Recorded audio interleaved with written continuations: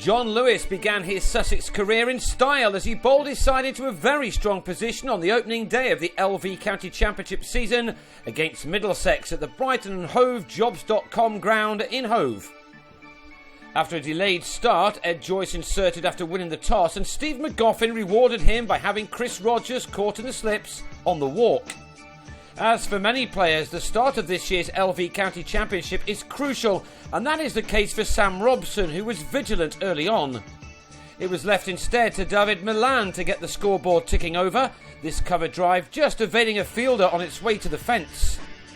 After surviving for 54 minutes for his 11 runs, Robson perished just before lunch as he nicked a drive off James Anyon to leave Middlesex on 36 for 2. There was no real sign of what was to come as Milan began confidently after the break as he and Neil Dexter carried the total to 57. But then the 38-year-old Lewis produced a stunning spell on debut. Dexter's expansive drive off the former Gloucestershire and Surrey man was edged behind. Then, next ball, Lewis produced a stunner to take out a couple of Owen Morgan stumps, not the start to the summer that he was looking for. Lewis then found the edge of Milan's bat to have him held by Ed Joyce for 35.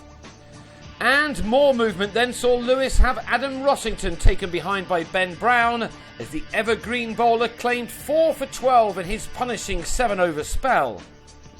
The collapse then continued with John Simpson nicking McGoffin to Joyce to leave the visitors reeling on 73 for 7, having been 57 for 2 at one stage.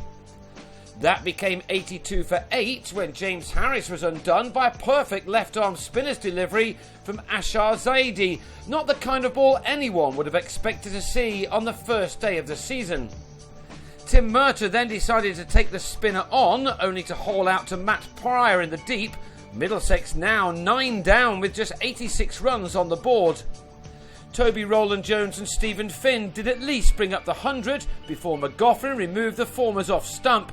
The Australian ended with 3 for 21 and Lewis 4 for 34 as Middlesex slumped to 105 all out. It was a bowler's day, however, and Murtagh soon found enough movement to bowl Joyce for 12, while Harris induced an edge from Luke Wells, which was snaffled in the slips by a gleeful Robson. Pryor was in at 4 and was soon taking on Finn, a bowler who is a work in progress according to Angus Fraser at Middlesex. Indeed, Finn, who was not given the new ball, went for 20 runs in his 4 overs as Pryor quickly aimed to take advantage. Instead, it was Murtagh who claimed the 13th and final wicket of the day. Michael Yardy adjudged to be LBW on 17 at 42 for 3. There perhaps should have been a 14th wicket, but an attacking Pryor was spilled by Rowland-Jones at long leg as he helped a short ball from Finn on its way. Pryor was the pick of the batsman on this bowler-friendly day, and he was to end on a 37-ball 32, this delightful on-drive, his 7th boundary of a sprightly knock.